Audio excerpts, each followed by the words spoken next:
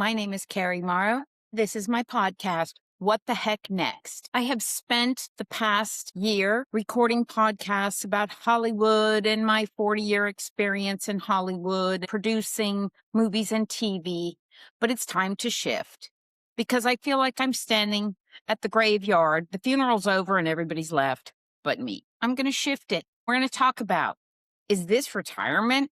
What does that even mean? I wasn't ready for that conversation. What do I do now? What do I call myself? Who am I without a title?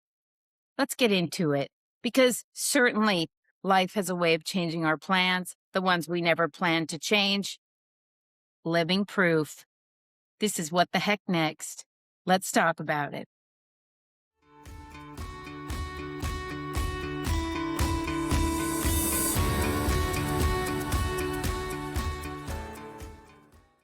Welcome back. This is What the Heck Next. It started out as a podcast about Hollywood and let's hold on, what's going to be, how's it going to be, what happened to it.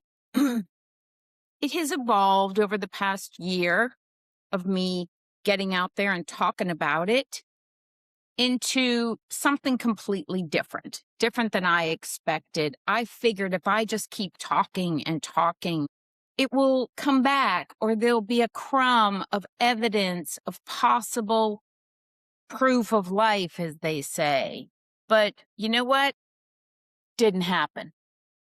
I'm still here, except now I feel like I'm standing at the gravesite of my lifelong 40-year career. Even the dirt is over the box. Everybody has left the cemetery. I'm standing here thinking, if I just wait here, maybe it'll rise back up out of the earth, appear to me in some other form, something I could recognize. You know what?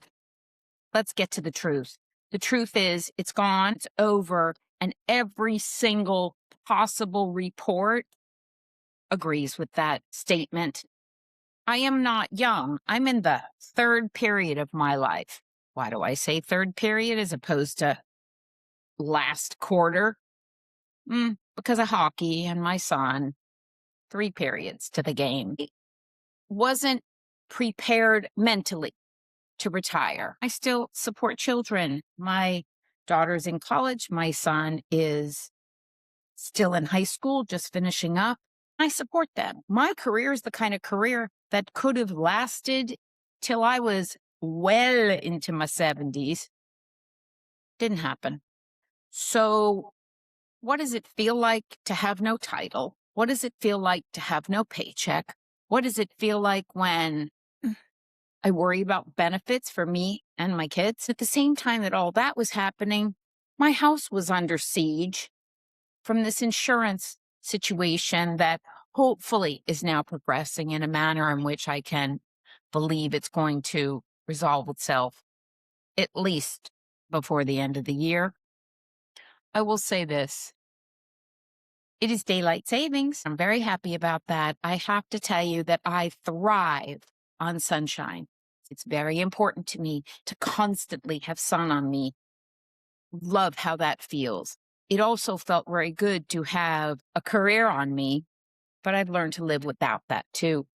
Just like I learned to live without sunshine in the winter. I don't know what to do because I'll tell you, I have a follower who is literally nonstop. Not quite sure if it's a passive aggressive thing or some sort of control thing, but they're constantly, you need to retire. You need to admit it. The worst thing you can do is live like this and think, no, it's not the worst thing, because I'm confused as to what retire means. I haven't really had anybody in my life retire. My mother worked as a dental hygienist until her hands were suffering, till the muscles in her hand were suffering. And that had nothing to do with, oh, it's time for me to get my sun hat and go off to somewhere warm. Her husband worked until the day he died, and he was well into his 80s as a lawyer. My father didn't retire either. He just kept working. I'm not really surrounded by people who retired. Even my friends, they're not retired. I do know some that have said, we give up, I'm moving away. Most of the people I know, they are not retired. They're trying to do something else or they're still holding on. That's where I am. I am not retired. I did a post about this. This is a retire not moment in my life. Reinvent myself. I don't even know what that means. I have been applying to jobs for a couple years now. Someone said, you're too old or you seem too old. When I try to do something simple like work for an airline or work for a supermarket, then maybe they're the ones that say you're too old.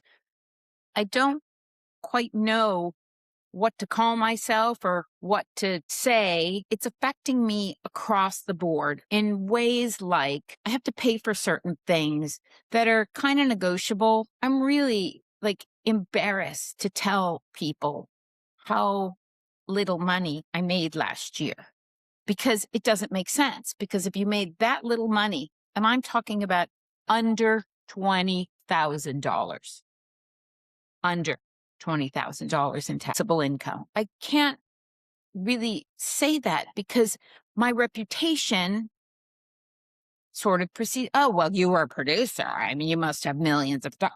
No, I don't have millions of dollars. And by the way, I never even made millions of dollars. I was a line producer. I got paid a good wage, but I also had a lot of downtime between, and I supported children. When it comes to my income, I don't really know how to explain. I made so much less than the poverty level. It's heartbreaking to me. It's heartbreaking because I am spending the money wisely. And listen, I am smart. I paid off my house. I don't have any debt. I don't really have any bills. But I don't know how to explain to people that I made nothing last year. I don't really know. It's humiliating. It's embarrassing. It's pretty heartbreaking. I want to know what other people feel about this moment in their life. This is a moment when my career died. I didn't retire. I wasn't mentally prepared to retire. Do I have a pension? Can I get Social Security? I mean, like, that's not even part of the conversation. I still have a long way to go. And I I truly can't find my way out of this, trying to figure out what does somebody do after their late 50s? Where are you going? Where are you going? What are you doing? Who wants you? I don't know. I don't know if anybody wants you anymore. It's very, very difficult to figure out what to do, even daily. Almost every day, somebody sends me a script and says, producer, I've got this script. I'm a line producer. Line producer, the bottom line. Think about that. I was in charge of the money, not the story, not the script, not the distribution, the creative, the funding. I was a line producer. I spend my days literally saying, thank you so much for reaching out, but I'm a line producer. I don't even know where I would tell anybody to go with a script. I heard a crazy thing this week. I have talked about this for 6 months, these verticals, these under $200,000 productions that are shooting here in Los Angeles. You know what's crazy to me? I'll tell you what's crazy to me. That they thought that it could just last. They could break all the rules, shoot non-union, barely pay people. Now I heard a report that that is falling apart, that people are working under the table. You see, union people cannot work on non-union things because that's against their union. And they're all working under the table, except now they have complaints because they're not being paid fairly. They're not being compensated. There's no benefits. There's no regulation. It's like the Wild West. It's falling apart. So this, half-baked, we're going to make movies for $200,000 and put them on YouTube and become rich and famous. Sure, one might squeeze through and make it. But in general, you can't function in this country so low beneath the radar that people are being unfairly compensated or treated, or a set is so unregulated. It won't last. So what's going to happen? The unions are going to come in and they're going to be the great guy and go, yeah, we're going to give you these really low rates, lower than minimum wage. Well, that's against the law. They can't. Okay. And I'm telling you, I know quite a few people that are just sneaking under the radar. Doesn't work like that. You can't pay people so little and think it's going to last for a long time. Then I hear these ridiculous reports that, oh, good old Los Angeles, they're going to lower the permit fees for the city. Oh my gosh. If you think that people aren't shooting in Los Angeles because of the permit fees, stop it. Stop it. Seriously. Then you are not a filmmaker, because the cost of doing business in the city, in this country, is the reason why people are leaving. Okay, let's use this example. My brother, actor Rob Morrow, starred in a movie, one of the many stars, in a movie called The Gray House. I have been talking about it this week. It is an amazing a historical tale of the Civil War, the people who worked to create a spy connection to the Union Army and try to overthrow the Confederate Army. Unbelievable cinematography, unbelievable acting, costume sets. You must see it. It's on Amazon. It's called The Gray House. In the meantime, where did they make this movie? As I watch it, I'm up to episode 5 right now. It's so unbelievable. They made it in Romania.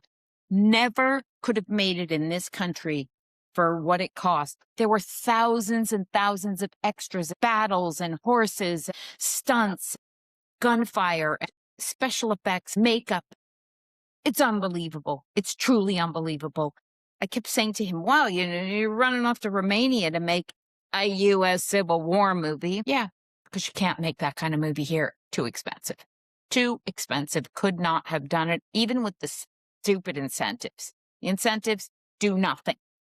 They're like, oh, California double for nothing. They doubled the incentive to $750 million, so maybe more people could get it, but it doesn't have the above the line. The cost of the union is so ridiculous. And then you want to add in these permit things. Go away. There's too many better places to work. Not happening. At the bottom of all that is me and my career and my friends and their careers sitting around.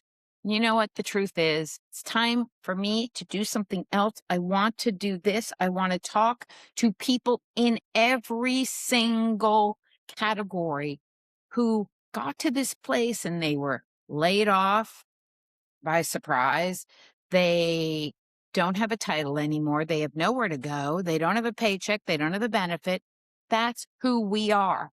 We are the over 50s who are right now feeling like we're below zero. I don't know how else to describe it, but it's painful. It's humiliating. I don't know how to ask for things and go, hi, yeah, I don't think you understand. I made half of below the poverty level last year. No, I'm not sitting on unthinkable amounts of money. I didn't work in a world where I worked enough to really put money away. I lived a nice life and I paid for everything I had to. My house is taken care of. It will be fixed eventually. I'll be able to go home. I don't have a paycheck right now, have to ask for a favor. Let me tell you, it is so painful for me to go, hi, yeah, I know you want this much, but I don't have it. Be okay with whatever their answer is, because what it is that I have to deal with, they may turn around and say, yeah, it's just for rich people. I'll tell you a story. Years ago, when my daughter was about 3 years old, she was in a daycare, nursery school daycare. The writer's strike hit in 2008. I went to the nursery school as an only parent. I told you, I have never been married. I have 2 children without being married. They do not have a father, not even on paper. I went to the nursery school and said, could you help me? By the way, it was about $1,300 a month for nursery school. I went to them and I went to the director and said, listen, I can't pay this. And do you know what she said to me?